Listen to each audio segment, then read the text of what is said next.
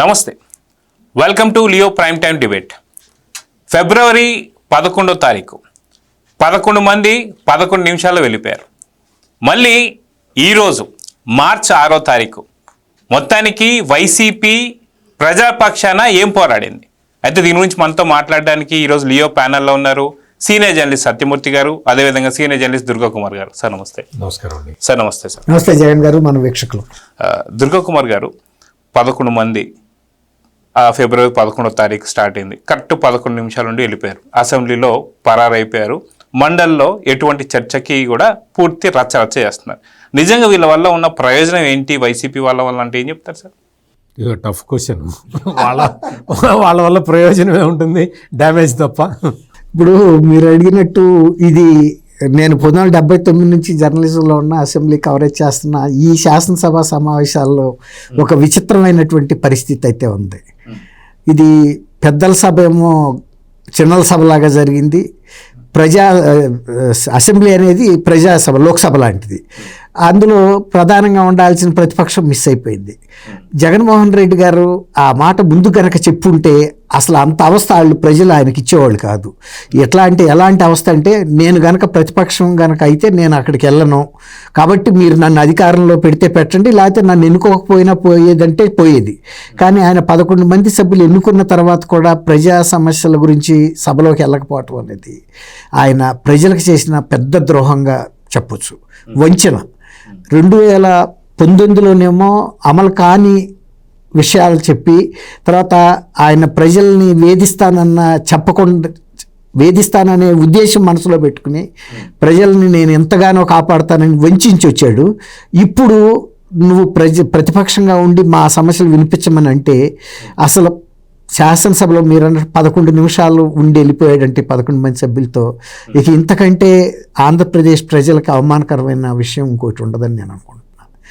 ఏ రాష్ట్రంలో కూడా ఏ రాజకీయ పార్టీ కూడా ఇలాంటి బాధ్యతారాహిత్యంగా వ్యవహరించదు. అసలు ఎన్నికల్లో పోటీ చేస్తున్న ఏ రాజకీయ పార్టీకైనా ఉండాల్సిన ప్రథమ లక్షణం ఏంటంటే, అధికారం ఇస్తేనేమో ప్రజల సంక్షేమం కోసం పరిపాలన చేయటం, ప్రతిపక్ష బాధ్యత ఇస్తేనేమో ప్రజల హక్కుల కోసం ఒక వాచ్ డాగ్ లాగా చట్టసభల్లో పనిచేయాలి. ఈ రెండు కూడా రెండుట్లోనూ విఫలమైంది. అధికారం పొంది విఫలం అవ్వబట్టే ప్రతిపక్ష పార్టీగా ఇచ్చారు, అది కూడా విఫలమైంది. తర్వాత మీరు అడిగారు, శాసన మండలిలో పెద్దల సభ అంటారు, వివిధ వృత్తుల నుంచి రకరకాల రంగాల నుంచి నిష్ణాతులైన వయోధికులైనటువంటి వ్యక్తుల్ని, ఒక మానసిక పరిపక్వత ఉన్న వ్యక్తుల్ని ఆ సభకి ఎన్నుకుంటారు. ఎందుకంటే కింద సభ అంటే చట్టసభ, అసెంబ్లీ అయితే ఇది ప్రజల నుంచి వచ్చిన వాళ్ళు కాబట్టి వీళ్ళు వాళ్ళంత క్వాలిఫైడ్ ఉండకపోవచ్చు. తర్వాత వయసులో కూడా వీళ్ళు చిన్నవాళ్ళు అయి ఉండొచ్చు. ఏదైనా చట్టాల రూపకల్పనలో ఏదైనా పొరపాటు జరిగితే అటువంటి పొరపాట్లని సరిదిద్దేందుకు ఎగువ సభ ఉంటుంది, ఎప్పుడైనా రాజ్యసభ కానీ ఇక్కడ కౌన్సిల్ కానీ. కానీ ఆ కౌన్సిల్లో ఉన్న వ్యక్తులు కౌన్సిల్కి తగ్గ స్థాయిలో వాళ్ళు వ్యవహరించలేదు. ఇంకోటి ఏంటంటే, ప్రతి చిన్న అంశానికి కూడా గొడవ చేసి వాళ్ళు వాకౌట్ చేయడానికి ప్రిఫర్ చేశారు తప్ప సభలో చర్చని జరగని వల్ల. అన్నిటికీ మించి అసలు ఈ శాసనసభ దీంట్లో లడ్డు కల్తీ గురించి ఎక్కువ ప్రస్తావన జరిగింది. ఎగువ సభలో కూడా వాళ్ళు పట్టుబట్టారు దీని మీద జరగాలి చర్చ అని. తర్వాత జరగాలన్నప్పుడు అధికార పక్షం కూడా మేము కూడా అదే కోరుకుంటున్నాము, 5 నుంచి 9వ తారీఖు లోపల, లేకపోతే ఆ 4 రోజులైనా సరే మీకు మేము సిద్ధం అని చెప్పినప్పుడు వాళ్ళు అది స్వీకరించకుండా ప్రతిసారి అడ్డంకులు సృష్టించి వెళ్ళిపోవడానికి ప్రయత్నించారు. ఈ విషయాన్ని మండలి చైర్మన్ గారి దృష్టికి కూడా తీసుకొచ్చారు. మండలి చైర్మన్ గారు కూడా అంత ఎఫెక్టివ్గా పనిచేయలేదన్న భావన బీజేపీ పార్టీ పూర్వ అధ్యక్షుడు సోమరాజు గారు వ్యక్తం చేశాడు. తర్వాత పయ్యావుల కేశవ్ గారు వ్యక్తం చేశాడు. వీళ్ళంతా సీనియర్స్. తర్వాత అచ్చెన్నాయుడు గారు కూడా, ఇంకా అచ్చెన్నాయుడు గారు ఇంకొక అడుగు ముందుకేసి వాస్తవాన్ని వాస్తవంగా చెప్పాలి, దీనికి ఎందుకు భయపడాలి అని, మీరు మీ పార్టీ నాయకుడు కూడా క్రిస్టియన్స్ అవటం వల్లనే ఒక పక్షపాత వైఖరితో మీరు వ్యవహరిస్తున్నారు, సభని ఉందాగా నడపలేకపోతున్నారని కూడా ఆయన డైరెక్ట్గా మాట్లాడేశాడు.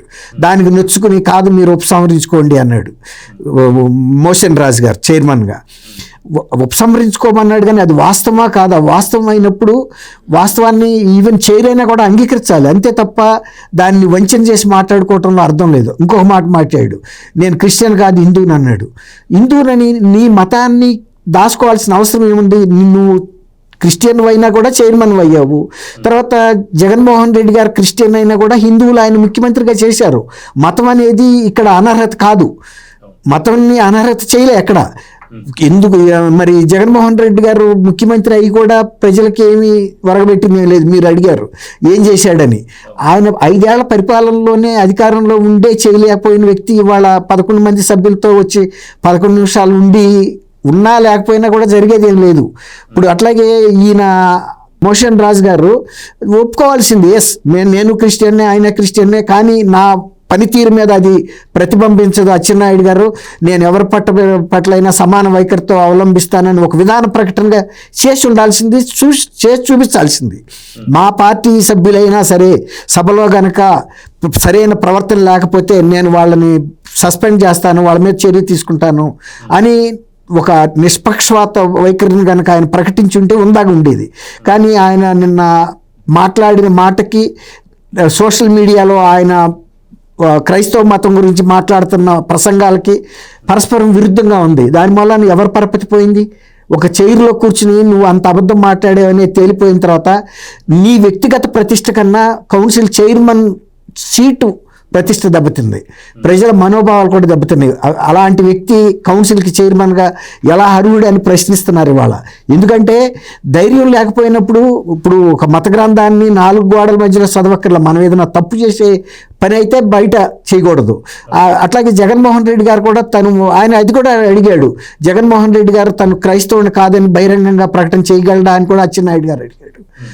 ఇప్పుడు క్రైస్తవులు మహమ్మదీయులు కూడా భారతదేశంలో అత్యున్నత పదవులు అలంకరించారు, రాష్ట్రపతి పదవులకు కూడా ఇచ్చారు. భారతదేశం ఒక లౌకిక రాజ్యం, ఇక్కడ మతం అనేది ఎవరికి అనర్హత కాదు. అలాంటప్పుడు మీరు ఇంత ఇన్సెక్యులర్గా ఎందుకు ఫీల్ అవుతున్నారు? అది ప్రశ్న మెయిన్. ఇప్పుడు మీరు ఎందుకు భయపడుతున్నారు చెప్పండి. మీరు తెలిసే క్రిస్టియన్ అని నువ్వు దాచినంత మాత్రాన్ని తెలియకుండా లేదు కదా. ఆ రోజున నీ తల్లి బైబిల్ పట్టుకొచ్చి నా బిడ్డ కాదు మీ బిడ్డగా స్వీకరించమన్నప్పుడు అందరూ మనస్ఫూర్తిగా అక్కజెళ్ళిళ్ళు అందరూ కూడా స్వీకరించారు. ఎక్కువ మంది హిందువులే నిన్ను ముఖ్యమంత్రి చేశారు.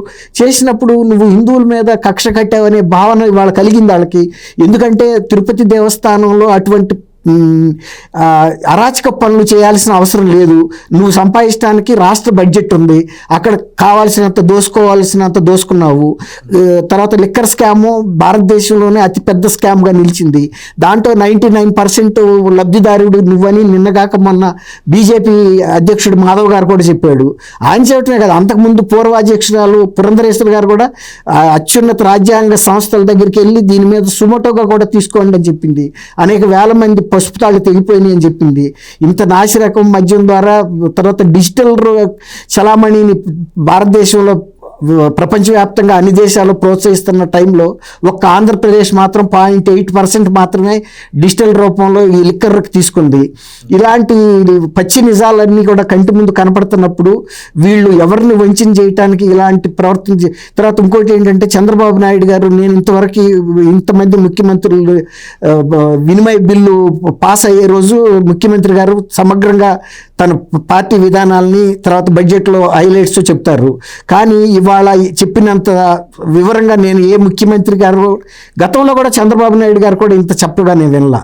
ఇవాళ ఆయన పరిపక్వత అనేది ఇవాళ ద్రవ్య వినిమయ బిల్లుకి సమాధానం చెప్తూ రాష్ట్రాన్ని ఎలాంటి పరిస్థితుల్లో ఉంచదలుచుకున్నాడో, ఏ రంగాలని ఏ ప్రాధాన్యత ఇవ్వదలుచుకున్నాడు, ఏ సంక్షేమ పథకాలు ఎలా చేయదలుచుకున్నాడు, ఆఖరికి అతి స్వల్పమైన విషయం అనుకుంటాం కానీ ఇవాళ బాలికలు ఇంటర్నెట్ మూలన ఎలా చెడిపోతున్నారు దాని మీద కూడా మేము దృష్టి పెట్టాము.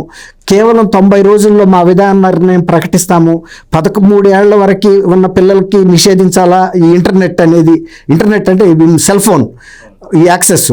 తర్వాత 16 ఏళ్ళ అనేది మేము చర్చిస్తున్నాము, దాని మీద కూడా నిపుణుల అభిప్రాయం తీసుకుంటాము అని చెబుతూ తర్వాత ప్రతి రంగంలో ఎట్లాంటి వెల్ఫేర్ స్కీమ్స్ ఎంతెంత చేస్తున్నారు, ఎంతవరకు ఇప్పుడు వరకు మనం ఒకటి ఏం చూసామంటే ప్రతి సంవత్సరం ధరల పెరుగుదల చూసాం. ముఖ్యంగా విద్యుత్ విషయంలో గత 2019-24 మధ్యలో ప్రతి నెల విద్యుత్ బిల్లు కట్టడం అనేది మధ్యతరగతి కానీ దిగువ మధ్యతరగతి వాళ్ళకి ప్రాణాంతకమైంది. ముందు అది కడితే తప్ప మేము అన్నం తినము అనే పరిస్థితికి వచ్చారు. ఎందుకంటే అది ఎట్లా వస్తుందో తెలియటం బిల్లు, మనం తినడానికి అన్నం మిగులుతుందా లేదా కూడా తెలియదు. ముందు అయితే కరెంటు బిల్లు కట్టేరాక ఇంట్లో సామాన్లు కూడా కొనుక్కొని కుటుంబాలను నేను అనేకం చూసా. అటువంటి పరిస్థితి నుంచి ఇవాళ నేను దిగువకు తీసుకొస్తాను. ప్రపంచంలో ఎదురేత ఎప్పుడైనా అన్నీ పెరుగుతున్నాయి. ఇప్పుడు 5 రూపాయలు 15 రూపాయల నుంచి నేను దిగే లోపల 4 రూపాయలకి తీసుకొచ్చి చూపిస్తాను, నేను అది జేయంగా పెట్టుకున్నానని ఒక ప్రకటన చేయటం అనేది గతంలో పెంచటమే చూశారు అందరూ. తర్వాత ఆయన కూడా చెప్పాడు, తెలుగుదేశం వచ్చిందంటే మీకు కరెంటు బిల్లులు పెరిగిపోతాయి, అవి పెరిగిపోతాయి. అన్నీ కూడా నేను సామాన్య ప్రజల సంక్షేమమే మా ప్రభుత్వ ప్రధాన ధ్యేయంగా చేస్తున్నాము, ఈ రంగం ఆ రంగం అని కాదు అని 4 రూపాయలకి తీసుకొస్తానని ఆయన శాసనసభ పక్షంలో చెప్పాడంటే, శాసనసభ సాక్షిగా అది ఎంత ధైర్యం ఉంటే చెప్పాలండి. తర్వాత పుష్కరాలు అయ్యేలోగా కూడా పోలవరం పుష్కరాలు మొదలయ్యే నాటికి కూడా నేను పూర్తి చేస్తానని చెప్పాడు. అట్లాగే కేంద్రం ఇచ్చినటువంటి సహాయ సహకారాలతో ఇవాళ అమరావతిని అన్ని రంగాల్లో ముందుకు తీసుకెళ్తున్నాము, ఇక్కడ కూడా మీకు లోటు జరగదు. ఈవెన్ పోలవరం నాణ్యత ఇంత స్పీడ్గా జరుగుతున్నా కూడా నాణ్యతతో రాజీ పడే అంశమే లేదని చెప్పాడు.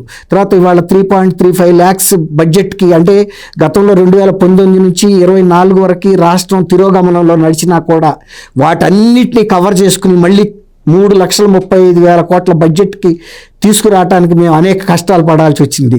అట్లాగే సూపర్ 6 అమలు చేయటం నిజానికి గత ప్రభుత్వం మాకు ఇచ్చిన కోశాగార పరిస్థితుల దృష్ట్యా అతి కష్టమైనప్పటికీ కూడా సూపర్ సక్సెస్గా తీసుకెళ్లేందుకు చేసిన ప్రయత్నం మీ అందరి సహకారంతో సాధ్యమైంది.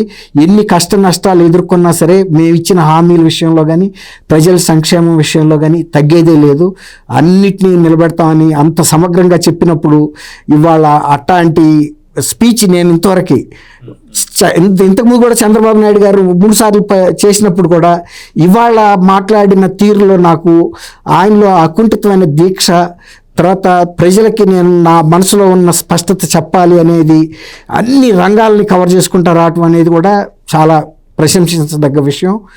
అది కేవలం చంద్రబాబు నాయుడు గారి వల్లే సాధ్యమైంది. ఇవాళ ఈ ఆర్థిక పరిస్థితిని ఆంధ్రప్రదేశ్లో నిలబడగలదు. నేను మొన్న గుంటూరు వెళ్ళాను విజయవాడ నుంచి.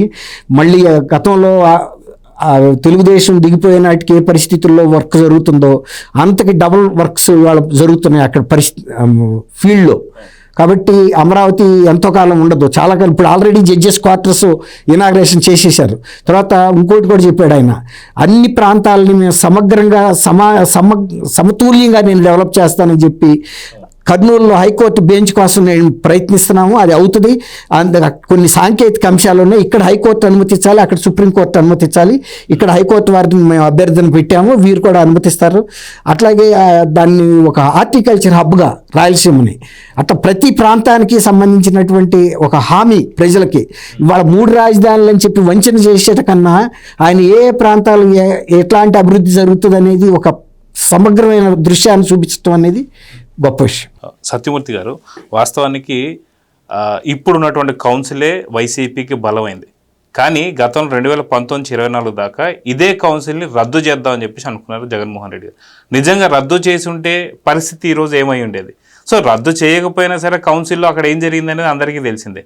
సో నిజంగా అప్పుడు కౌన్సిల్ రద్దు చేద్దాం అనుకున్నటువంటి జగన్మోహన్ రెడ్డి ఆలోచన నిజంగా చేసి ఉంటే ఎలా ఉండేదంటే ఏమంటారు? ఇదేమి జగన్మోహన్ రెడ్డి వాళ్ళ డాడీ ప్రాపర్టీ కాదు. ఇక్కడ ఏంటి అంటే కొన్ని నియమాలు నిబంధనలు అన్నీ ఉంటాయి. ఆయన పెట్టాడు 3 రాజధానుల బిల్లు పెట్టాడు, ఏమైంది? ఆయనే విత్డ్రా చేసుకున్నాడు. ఎందుకు చేసుకున్నాడు? నీ ఇష్టం వచ్చినట్టు పరిపాలిస్తా నేను అంటే కుదరదు. కొన్ని డెమోక్రటిక్ నామ్స్ ఉంటాయి. శాసనసభలోకి నేను రాను అని చెప్పావు, ఇప్పుడు ఆ డిజిటల్ అటెండెన్స్ అంతా పెట్టారు, తీస్తున్నారు. నీకు భయం పుట్టింది, ఒకరోజు వచ్చిపోతున్నావు. నేను అనేది ఏంటంటే నువ్వు స్ట్రిక్ట్గా ఫాలోగా నేను రాను అని భీష్మించ కూర్చున్నావు కదా. మొన్న ఎందుకు వచ్చావు అసెంబ్లీకి? గవర్నర్ ప్రసంగం రోజు ఎందుకు వచ్చావు? అంతకుముందు కూడా గవర్నర్ ప్రసంగం రోజు వచ్చావు, ఎందుకు వచ్చావు? నీకేంటి అంటే గవర్నర్ ప్రసంగం రోజుకి వచ్చి నువ్వు అటెండెన్స్ వేయించుకొని పోవాలా? నీ జీతాలు నీకు రావాలా? ఏంటి? What is your problem? నువ్వు పులివెందుల ఎమ్మెల్యేవి, నువ్వు పులివెందులకి రిప్రజెంటేటివ్వి, ప్రజాప్రతినిధివి, నువ్వేం చేయాలి? No answer. జగన్మోహన్ రెడ్డి తరఫు నుంచి నో ఆన్సర్. నువ్వు అసెంబ్లీకి రావు, కౌన్సిల్కి మాత్రం నీ ఎమ్మెల్సీలని పంపిస్తావు. ఎట్లా పంపిస్తావు? అంటే ఏంటి అంటే ఈ జగన్మోహన్ రెడ్డి మొత్తం తన ఈగో ప్రాబ్లమ్స్ తోటి, ఈగో ప్రాబ్లంని చల్లార్చుకోవటానికి ప్రజల జీవితాలు నాశనమైనా పర్వాలేదు అనుకునే మనిషి. అందుకనే ఇట్లా చేస్తున్నాడు. అందుకనే ఈ అమరావతిని రాజధానిగా రద్దు చేయలేకపోయాడు. కౌన్సిల్ని ఆ రోజున తెలుగుదేశం పార్టీకి మెజారిటీ ఉంది కదా అని చెప్పి జగన్మోహన్ రెడ్డి రద్దు చేద్దాం అని చెప్పి అనుకున్నాడు, తీర్మానం చేసి పంపించాడు. ఆ తీర్మానం చేసి పంపించే రోజున జగన్మోహన్ రెడ్డి ఏం చెప్పాడు అంటే, ఈ కౌన్సిల్ అవసరం లేదు, డబ్బులు ఖర్చు తప్ప, ప్రభుత్వానికి ఖర్చు తప్ప ఈ కౌన్సిల్ తోటి ఉపయోగం లేదు అని చెప్పాడు. తీర్మానం, అదే తీర్మానం పెట్టాడు. కౌన్సిల్లో ఆ రోజు తెలుగుదేశం పార్టీ సభ్యులకి మెజారిటీ ఉంది కాబట్టి ఈ మాట చెప్పాడు జగన్మోహన్ రెడ్డి. ఇప్పుడు ఏం చేస్తున్నాడు? నీకు మెజారిటీ ఉంది కాబట్టి నువ్వు దాన్ని వాడుకోవాలని చూస్తున్నావు. బొత్స సత్యనారాయణని పంపించి నువ్వు అబద్ధాలు చెప్పిస్తూ ఉన్నావు అన్నట్టు శుభవార్త. బొత్స సత్యనారాయణకి సంపూర్ణ ఆరోగ్యవంతుడే ఇవాళ వచ్చాడు. ఈరోజు లోకేష్ గారు కూడా సభలో పలకరించారు సార్, చాలా చక్కగా పలకరించారు. చాలా అంటే బ్రెయిన్ స్ట్రోక్ మరి అంత తొందరగా 2-3 రోజులు ఎట్ట తగ్గిందో నాకైతే తెలియదు, కానీ మొత్తానికైతే ఆయన్ని చూస్తే ఆనందం వేసింది.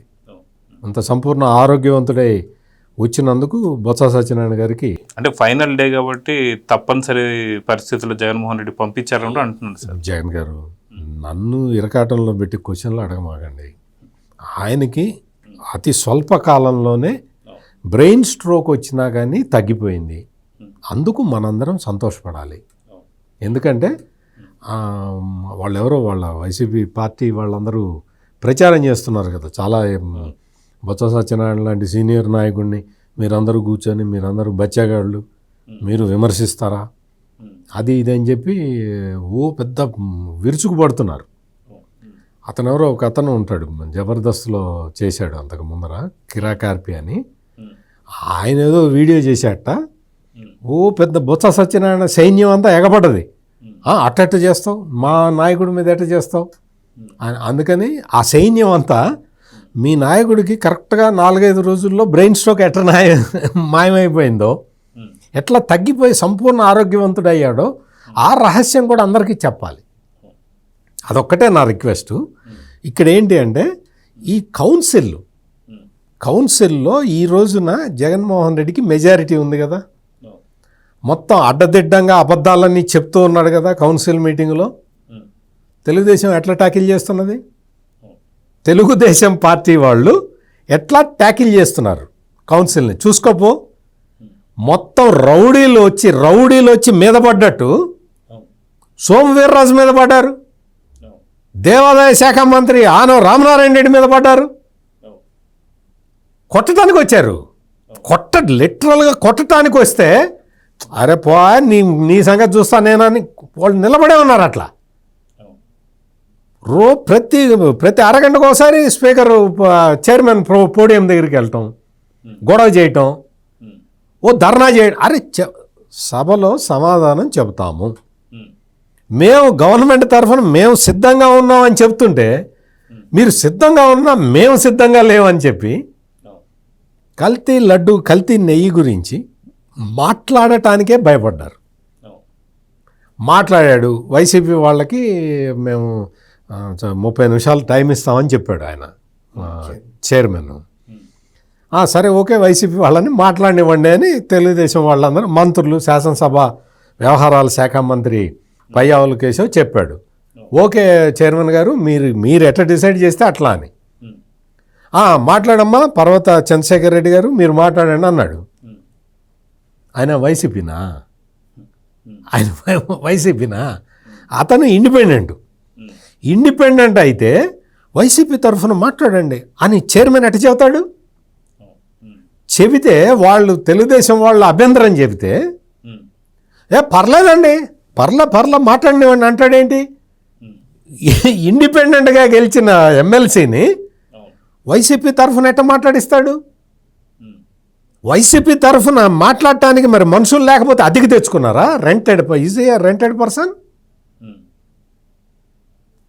అమ్మో పోనివ్వండి, పాపం వైసీపీలో ఎవడు మాట్లాడే దిక్కు లేదండి, అందుకని ఇండిపెండెంట్ తోటి మాట్లాడిద్దాం అని చెప్పి మాట్లాడించాడు. సరే ఏదో ఒకటిలే మాట్లాడి అని చెప్పి వీళ్ళు ఊరుకుంటే ఆయన లేచి ఏం చెబుతాడు? మనము ఆవుకి ఏ గడ్డి వేస్తే అదే వస్తుందండి అన్నాడు. గడ్డి వేస్తే గడ్డే రావాలి కదా, పాలు ఎట్టు వచ్చినాయి? అంటే ఇటువంటి వితండవాదాలు చెబుతూ, అంటే ఎటువంటి లాజిక్లు లేకుండా అబద్ధాలు చెప్పుకుంటూ తిరుపతి లడ్డూకి సంబంధించి వాళ్ళు చేసిన అపవిత్రతని, వాళ్ళు చేసిన మహా అపచారాన్ని కవర్ చేసుకోవడానికి శతవిధాల ప్రయత్నం చేస్తే వాళ్ళకి అచ్చెన్నాయుడు ఫైనల్గా శత్రువు రూపంలో వచ్చేసాడు. వచ్చేసి కౌన్సిల్ చైర్మన్ది మరి మీ మతం ఏంటి అంటే, ఇప్పుడు సోషల్ మీడియాలో ఏం ప్రచారం చేస్తున్నారు తెలుసా? కౌన్సిల్ చైర్మన్ని మతం అడుగుతారా, అట్లా తప్పు కదా అని మొత్తం వైసీపీ సోషల్ మీడియా మొత్తం ఇదే. నువ్వు అచ్చెన్నాయుడు మతం అడిగాడు, మతం అడగలేదు కదా మీరు, మీ నాయకుడు జగన్మోహన్ రెడ్డి మీరిద్దరూ క్రిస్టియన్లు అన్నాడు. దానికి రోజు క్రిస్టియానిటీ ప్రాక్టీస్ చేసే వ్యక్తి అయినా సరే, ఎవరు మోషన్ రాజు, ఆయనకి మొత్తం ఆయన వీడియోలు ఆయన ఫోటోలు అన్నీ బయటకు వచ్చినాయి కదా. ఆయనకి ఈ మండలి చైర్మన్ వచ్చినప్పుడు ఆయన చెప్పాడు క్లియర్గా, నాకు ఈ పదవి యేసుక్రీస్తు దయ వల్ల వచ్చింది అని చెప్పాడు, అని క్లియర్గా చెప్పాడు. అన్ని రకాల ఆయన ఇవాళ ఆయన కొడుకు మ్యారేజ్ ఏదో ఫొటోస్ వచ్చినాయి, అన్ని క్రైస్తవ పద్ధతిలోనే పాస్టర్లే ఉన్నారు అక్కడ, పెళ్లి చేసింది ఎవరు, పంతుళ్ళు ఎవరు చేయలే. మరి ఆయన వచ్చి ఆయన రికార్డు నేను హిందూనండి అన్నాడు. అదే ఆయనకు పేరు పెట్టింది కూడా ఒక పాస్టర్ అని కూడా ఆయనే చెప్పాడు. పాస్టర్ వాళ్ళ అమ్మ పేరు మరియమ్మ, వాళ్ళ అమ్మ పేరు మరియమ్మ. మరి ఆ మరియమ్మ కొడుకు మోషన్ రాజు కూడా హిందూ అయిపోతే ఇంకా మరి మనం ఏం చేయలేం దానికి.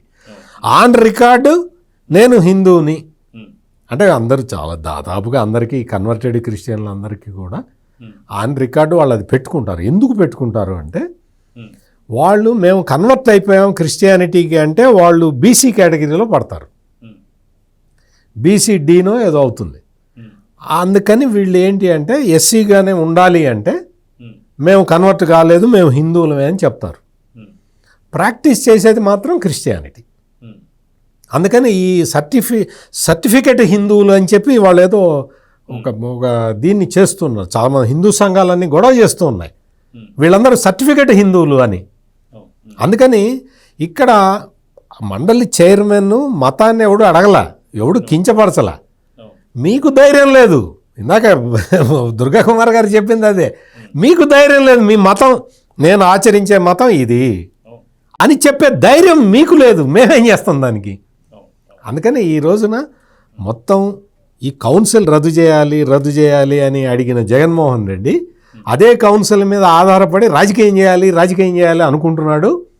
నువ్వు రద్దు చేయలేవు, నీ వల్ల కాదు.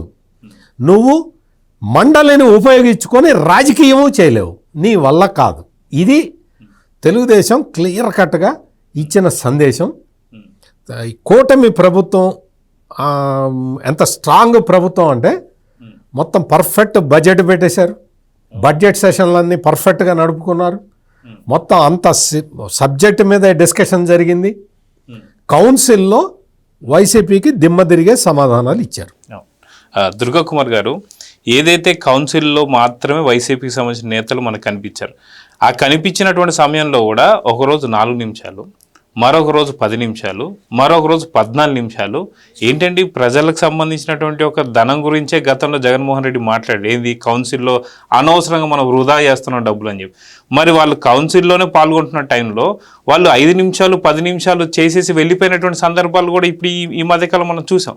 అంటే ఇప్పుడు గుర్తు రావట్లేదా జగన్మోహన్ రెడ్డి గారికి ప్రజాధనం దుర్వినియోగం అవుతుందని చెప్పి? మీరే అసెంబ్లీ 11 నిమిషాలు ఎందుకు చెప్పలేదు మీరు? అసెంబ్లీలో అసలు అసెంబ్లీ 11 నిమిషాలు, అసెంబ్లీలో 11 నిమిషాలు ఇన్ని రోజులకు గాను. ఇటు కౌన్సిల్లో అయితే రోజుకు ఒక 4 నిమిషాలు 10 నిమిషాలు 14 నిమిషాలే. ఏంటిది ఇప్పుడు ప్రజల ఏమంటారు ధనం దుర్వినియోగం కావట్లేదంటే ఏం చెప్తారు? ఆయన ఉద్దేశం కూడా అదే కదండి. ప్రజల ధనం దుర్వినియోగం అయితే ఆయన ఇప్పుడు జగన్మోహన్ రెడ్డి నిజానికి బాధపడ్డండి. ఆయన కోరుకుంటుంది కూడా అదే, ప్రజల సొమ్ము నా ఇంటికి చేరాలి, ప్రజలకు చేరొద్దు. అది నేను కాకపోతే పని నా పార్టీ నాయకులకు చేరినా నాకు సంతోషమే. అంటే ఫస్ట్ ప్రయారిటీ అయితే తన సొంతానికే రావాలి. ఇప్పుడు వీళ్ళ శాలరీల్లో తీసుకోలేడు కదా, కనీసం నా పార్టీలో ఉండేందుకు జగన్మోహన్ రెడ్డిని నమ్ముకున్నందుకు మాకు అక్కడికి వెళ్ళకపోయినా జీతబత్యాలు అంతా నేను సంతోషిస్తే సరిపోతుంది. కాబట్టి ఆ విషయంలో ఆయన ఏం బాధపడే మనిషి కాదు. ఆయన సొంత ఫ్యాక్టరీలో భారతీయ సిమెంట్స్లోనో ఇంకా ఇతర ఫ్యాక్టరీల్లోనో ఎక్కడన్నా ఒక చెంచాడు సిమెంట్ కింద పడితే బాధపడతాడు, కానీ ఆయన గవర్నమెంట్ సొమ్ము 1000 కోట్లు పోతే ఆయనకేంటి, మనాళ్లే తింటున్నారు కదా అనే స్వభావం కలిగిన వ్యక్తి. తర్వాత వెనకటికి ఒక సామెత ఉంది, పనికిరాని మొగుడు ఇంట్లో ఉంటే ఏంటి అడవిలో ఉంటే ఏంటి అని. ఇప్పుడు వీళ్ళు వెళ్ళి ప్రజల తరపున మాట్లాడాలనే ఆ చొరవ ఉండాలి, తపన ఉండాలి. ఆ తపన చొరవ లేనాడు నువ్వు లోనకి తోస్తే మాత్రం వెళ్ళి అక్కడ దాని పేరేంటి బెల్లపు శుద్ధలాగా అక్కడ కూర్చుంటాడు తప్ప ప్రజల తరపున మాట్లాడాడు.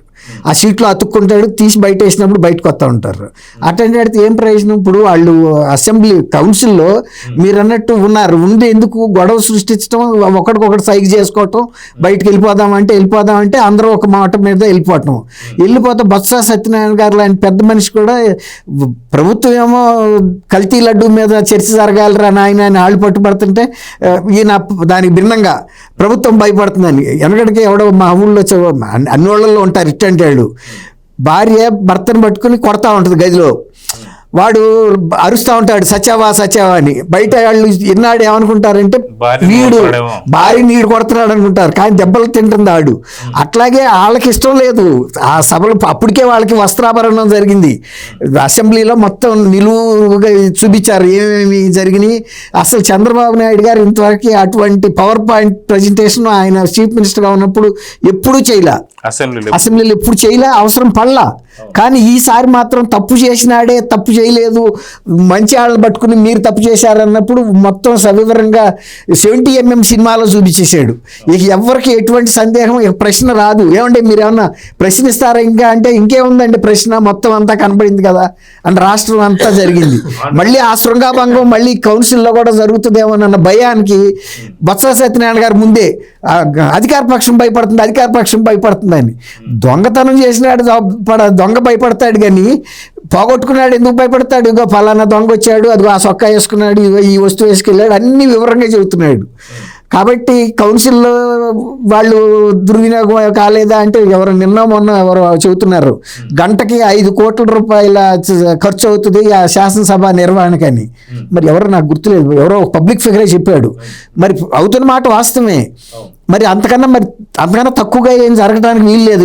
అక్కడ జరిగేది ఏముంటుందండి, మహా అయితే కరెంట్ ఖర్చు వేసి మిగిలినన్ని వీళ్ళకి ఇచ్చే జీతబత్యాలే తప్ప అక్కడ వేస్ట్గా పోయేది ఏం లేదు. మరి తీసుకుంటున్న వ్యక్తులు మేము జీతాలు తీసుకుంటాము, ఒక్క నిమిషం అయినా మేము రామని ఇంతకుముందు ఈయన చెప్పాడు. గవర్నర్ స్పీచ్కి మాత్రం ఎందుకు వస్తున్నారని. అసలు నువ్వు అసెంబ్లీకే రాను అని శపథం చేసి కూర్చున్నప్పుడు గవర్నర్ స్పీచ్కి మాత్రం నీకు ఎవరు ఆహ్వానం పంపుతున్నారు? మాట తప్పడం ఎందుకు, మాట ఎందుకు? ఇప్పుడు ఎవరు ఆహ్వానం పంపట్లా, ఎందుకు? ఆ డిస్క్వాలిఫికేషన్ అనర్హులు అవుతామన్న భయానికి వచ్చి వెళ్తున్నారు. ఆ భయం కూడా ఎందుకు అంటున్నా. అట్లాగే తర్వాత తన మతం గురించి వాళ్ళకి రకరకాల జిమ్మిక్కులు చేస్తున్నాడు, కానీ నేను హిందువునే, నేను క్రిస్టియన్ కాదు అని చెప్పాలి కదండి. కాసేపు మొన్న పూజలో కూర్చున్నాడు, వెళ్ళి లేపటానికి 6 మనుషులు కావాల్సి వచ్చింది. కూర్చునేటప్పుడు ముగ్గురు. ముగ్గురు. చంద్రబాబు నాయుడు గారు వయోధికుడని ఈయన పేర్లు పెడతాడు. అవును, నీకన్నా వయసులో పెద్ద ఆయన, మీ నాన్నగారి వయసు కూడా ఉంది ఆయనకి. కానీ ఇవాళకి కూడా నీకన్నా ఆయన యాక్టివ్గా ఉన్నాడు కదా, మానసికంగా యాక్టివ్గా ఉన్నాడు, శారీరకంగా యాక్టివ్గా ఉన్నాడు, తర్వాత ఆలోచన పరంగా ఆరోగ్యంగా ఉన్నాడు, ప్రజలకు మేలు చేయాలనుకుంటున్నాడు. కానీ ప్రజల సొమ్మంతా నేను తినేయాలి, లేకపోతే వాళ్ళకి ఏ నాసిరకం సారా తాపిచ్చైనా సంపాలి అన్న భావనలో లేడు కదా. దేశవ్యాప్తంగా ఎలాంటి మద్యపాన విధానం ఉందో అలాంటి బ్రాండ్లే అమ్మాలి నా ఆంధ్రప్రదేశ్లో కూడా. అంతేగాని నేను సొంతంగా నేను వ్యక్తుల్ని పెట్టి డిస్టిలరీస్లో కాయించి నేను లేబుల్ చేసి నా ఇష్టం వచ్చిన రేటుకి అమ్ముతానని అంటలేదు కదా. కాబట్టి అన్ని విధాల ఆరోగ్యంగా ఉన్న మనిషి, ప్రజల కోసం మేలు తెలుసుబట్టే ఆయన్ని 2024లో చంద్రబాబు నాయుడు గారు అయితేనే మళ్ళీ ఈ 5 సంవత్సరాల్లో జరిగిన 30 సంవత్సరాల వెనకబాటుతనాన్ని సరిదిద్ది మళ్ళీ పట్టాలు ఎక్కించగలుగుతాడని వాళ్ళు ఏదైతే ఆశించారో ఈ 20 నెలల్లో సాధించి చూపించాడు ఆయన. అది సాధించి ఆయన అది కూడా చెప్పాడు, నాకు అది ఒక తృప్తి అయితే మిగిలింది. రాష్ట్ర అభివృద్ధి వాళ్ళు 5 సంవత్సరాల్లో పెట్టిన ఖర్చుని 20 నెలల్లోనే మేము చేసి చూపించాము. ముఖ్యంగా సిమెంట్ రోడ్ల విషయంలో 6 రెట్లు అధికంగా చెప్పామని చెప్పాడు. సిమెంట్ రోడ్డు గ్రామీణ ప్రాంతాల్లో అన్ని వాడల్లో కూడా ఇదివరకు చంద్రబాబు నాయుడు గారు ఉండగా వేసిన సిమెంట్ రోడ్లు కానీ మళ్ళీ వేసిన పాపన పల్ల వాళ్ళు 5 సంవత్సరాల్లో ఎంత వేశారో దానికి ఈ 20 నెలల్లో 6 రెట్లు ఎక్కువగా వేసి మీ అందరి మన్నల్ని మీ పొందగలిగామని ధైర్యంగా చెప్పగలిగాడు. అటువంటి ఒక్క ప్రకటన జగన్మోహన్ రెడ్డి గారు చెప్పగలిగాడు ప్రజల గురించి. కాబట్టి మీరు అన్నట్టు వీళ్ళు శాసనసభలో కానీ శాసన మండలిలో కానీ వైఎస్ఆర్సీపీ వాళ్ళు రుణగ్రస్తంగా ఆంధ్రప్రదేశ్ ప్రజలు వాళ్ళకి రుణపడ్డారు ఏదో జన్మలో. ఆ రుణాన్ని ఈ శాలరీ రూపంలో వాళ్ళ డబ్బులు చెమట వచ్చిన డబ్బులు ఇచ్చి తీర్చుకుంటున్నారు.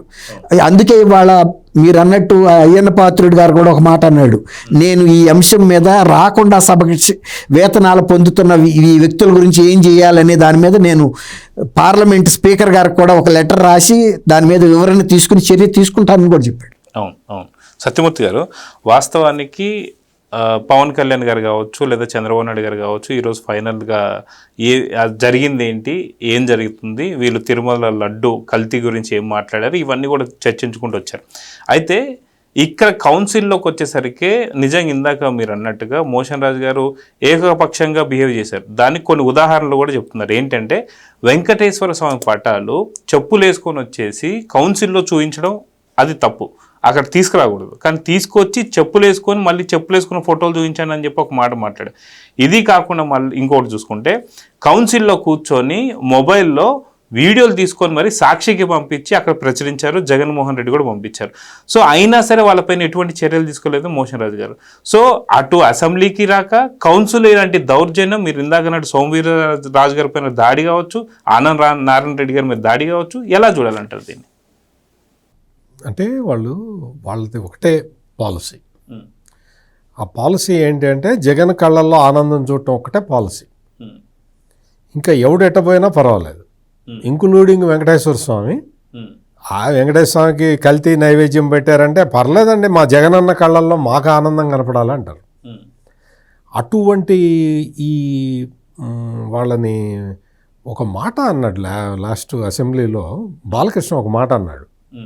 ఆ పదాన్ని మళ్ళీ మనం ఉపయోగించాలి కానీ కొంచెం ఎందుకో నాకు మొహమాటం అడ్డం వచ్చి నేను అంటల్లా. ఈ బ్యాచ్ అంతా ఆ బ్యాచ్ అనమాట. అటువంటి బ్యాచ్ వచ్చి ఇక్కడ మీకు ప్రతివాడి మీద దౌర్జన్యమే. నీకు బయటేమో హౌస్ బయటేమో రప్ప మేము నరికేస్తామంటారు, హౌస్ లోపలేమో క్షమాపణ చెప్పాలట. ఎవరు క్షమాపణ చెప్పాలి? లడ్డులో కల్తీ చేసిందేమో సుబ్బారెడ్డి, భూమన కరుణాకర్ రెడ్డి, జగన్మోహన్ రెడ్డి, ధర్మారెడ్డి అయితే లడ్డులో కల్తీ జరిగిందా అని చెప్పిన చంద్రబాబు క్షమాపణ చెప్పాలట. అరే నువ్వు క్రిస్టియన్వా, నువ్వు హిందువా అని ఈయన అచ్చెన్నాయుడు అడిగితే నేను హిందువునండి అని చెప్పాడు ఆయన, మండలి చైర్మన్. జగన్మోహన్ రెడ్డి ఏంటి అని అడిగాడు ఆయన. ఆ జగన్మోహన్ రెడ్డి మతం అడుగుతావా, నువ్వు క్షమాపణ చెప్పాలంటారు. నువ్వు మతం అడిగారు, మరి ఆయన ఎందుకు చెప్పాడు? మండలి చైర్మన్ నా మతం నేను క్రిస్టియన్ కాదండి, నేను హిందువుని అని ఆయన మతాన్ని ఆయన ఎందుకు చెప్పాడు? జగన్మోహన్ రెడ్డి కూడా నేను ఆ మోషన్ రాజు చెప్పినట్టే ఈయన కూడా చెప్పొచ్చు కదా, లేదు లేదు నేను క్రిస్టియన్ కాదండి నేను హిందువుని అని చెప్పమను, అయిపోయా, దేర్ ఎండ్స్ ది మ్యాటర్. లేదు నేను మా ముత్తాత మారాడండి, కన్వర్ట్ అయ్యాడు, మా తాత అందులోనే ఉన్నాడు, మా నాన్న అందులోనే ఉన్నాడు, నేను అందులోనే ఉన్నాను, మా ఇంట్లో ఎవరన్నా చనిపోయినా కానీ మేము క్రైస్తవ మత సంప్రదాయాల ప్రకారమే చేస్తూ ఉంటాము, మేము మా నాన్న రాజశేఖర్ రెడ్డి ఇవన్నీ కూడా ప్రతి సంవత్సరం క్రైస్తవ పద్ధతిలోనే చేస్తూ ఉంటాము, మేము మ్యారేజీలు కూడా క్రైస్తవ పద్ధతిలోనే మ్యారేజ్ చేసుకుంటామండి, మేము క్రైస్తవులం అండి అని చెప్పు. నేను 4వ తరం క్రైస్తవుని అండి అని చెప్పు. ఏం నొప్పా? నువ్వు క్రైస్తవుడు అని చెప్పు. లేదు నన్ను సరస్వతి శారదా పీఠం ఆయన స్వరూపానందేంద్ర సరస్వతి నన్ను మార్చాడండి, నేను అప్పటి నుంచి నేను హిందువునండి అని చెప్పు. కానీ నిన్నగాక మొన్న అన్నారు కదా సార్, దాదాపు 2-3 నెలల క్రితం కూడా అన్నారు నేను 4 గోడల మధ్య బైబుల్ చదువుకుంటున్నాను. సో అన్నాడు కదా, నువ్వు 4 గోడల మధ్య బైబుల్ చదువుకుంటున్నావు, బయటకు వచ్చి హిందువుల్ని మోసం చేస్తున్నావు.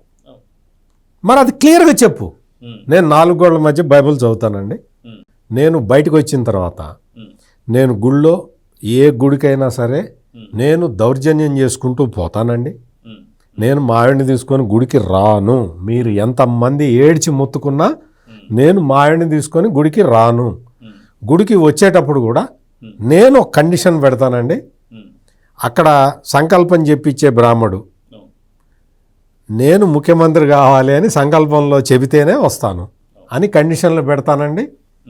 అట్లాగే మరి ఆ సంకల్పాన్ని కూడా మొత్తం మార్చేసి అసలు సంకల్పం ఎట చెప్పాలో కూడా తెలియని వాళ్ళని పెట్టి సంకల్పం చేయించుకుంటున్నాడు. అటువంటి అంటే ఇది ఏంటి అంటే ఒక రకంగా హైందవ ధర్మం మీద దాడి, సార్ నాకు హిందూ మతం మీద. ఇంకా ఒక్క నిమిషంలో, ఎందుకంటే ఇప్పుడు ఏంటి ఈ వీళ్ళందరూ కూడా అంటే సర్టిఫికెట్లో హిందువులుగా ఉండి వాస్తవంగా వేరే మతాన్ని ఆచరిస్తున్న వాళ్ళందరూ కూడా ఈ రోజున తిరుమల మీదకి ఎగబడబోతున్నారు.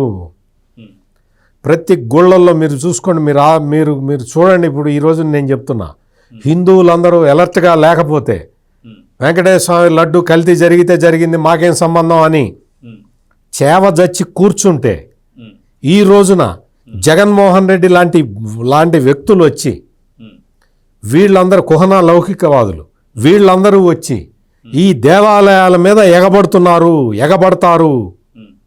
హిందువులు ఇప్పటికన్నా మేలుకోవాలి, రోడ్డు మీదకి రావాలి. ఈ జగన్మోహన్ రెడ్డి అధికారంలో ఉన్నంతకాలం మత మార్పిడులు చేశాడు, హిందూ ధర్మానికి వ్యతిరేకంగా ప్రవర్తించాడు, గుళ్ళు కూడా కూలగొట్టాడు, రామతీర్థంలో రాముడి తల తీసేశాడు. ఈ రోజున ప్రతిపక్షంలో ఉండి కూడా టెంపుల్స్ మీద దాడులు చేసుకుంటూ ఉన్నాడు. వెళ్తూ ఉన్నారు వీళ్ళందరూ. ఎవరైతే ఈ సర్టిఫికెట్ హిందువులు ఉన్నారో ఈ సర్టిఫికెట్ హిందువులందరూ కూడా టెంపుల్స్ మీద వాళ్ళు దండయాత్ర చేయబోతూ ఉన్నారు. మేము భక్తులమే అని వాళ్ళు రాబోతున్నారు. హిందువులందరూ జాగ్రత్తగా ఉండకపోతే ఇక్కడ ఆంధ్రప్రదేశ్లో జరుగుతున్న మోడల్ ఏది, ఈ మత మార్పిడుల మోడల్ అధికారంలో ఉన్నప్పుడు ఎట్లా చేశారో అధికారం కోల్పోయిన తర్వాత ఇంకొక విధంగా చేయబోతున్నారు. హిందువులారా పారా హుషార్. సార్ మోసం చేసేవాడిది తప్ప మోసపోయేవాడిది తప్ప అంటే ఏం చెప్తారు? ఇప్పుడు అదే నేను చెప్పింది. నేను అందుకని మోసం చేసేవాడు చేస్తూనే ఉంటాడు. జగన్మోహన్ రెడ్డి హిందువుల్ని మోసం చేయడం అనేది ఆయన జీవితాశయంగా పెట్టుకున్నాడు, ఆయన చేస్తూనే ఉంటాడు. హిందువులు మేల్కోవాలి. హిందువులు జరుగుతున్న పరిణామాలు చూడండి. రేపొద్దున సర్టిఫికెట్లో హిందూ ఉండి వాళ్ళు మతాచారాలన్నీ క్రైస్తవ మతాచారాలు అనుసరించే వాళ్ళందరూ దేవాలయాల మీదకి ఎగబడితే మన పరిస్థితి ఏంటో ఆలోచించుకోండి. దయచేసి హిందువులారా ఆలోచించుకోండి. ఈ జగన్మోహన్ రెడ్డి లాంటి వ్యక్తిని అసలు ఈ సమాజంలో ఇతను ఉండటానికే వీల్లేదు. ఇతను సమాజంలో ఒక రాజకీయ నాయకుడి ముసుగులో ఉండటానికే వీల్లేని పరిస్థితులు ఉన్నాయి. హిందువులు ఈరోజు నేను చెప్పింది పర్లేదని లైట్గా తీసుకుంటే మీకు కనీసం మీకు దేవాలయాలు కూడా మిగలవు. జగన్మోహన్ రెడ్డి ధూపదీప నైవేద్యాల కింద 5,000 రూపాయలు ఇస్తానని చెప్పి 3 నెలలకు ఒకసారి 6 నెలలకు ఒకసారి ఇచ్చాడు. ధూపదీప నైవేద్యాలకు ఇవ్వలేదు, అర్చకులకి జీతాలు ఇవ్వలేదు, గుళ్ళు చాలా వరకు మూతపడిపోయాయి సార్. గుళ్ళు. అటువంటి పరిస్థితి తీసుకొచ్చి ఈరోజు తమిళనాడులో ఇదే పరిస్థితి ఉన్నది. అక్కడ ఎంకే స్టాలిన్ ఇటువంటి పనులే చేస్తూ ఉన్నాడు. అంటే ఎంకే స్టాలిన్, జగన్మోహన్ రెడ్డి వీళ్ళందరూ ఒక్కటే మూసల్లో ఆలోచిస్తూ ఉన్నారు. వీళ్ళందరూ స్టాలిన్ కొడుకు ఏం చెప్పాడో, హిందూ ధర్మం గురించి ఏం చెప్పాడో విన్నాం కదా. వీళ్ళందరిది ఒకటే ఆలోచన, ప్రజలు అప్రమత్తంగా లేకపోతే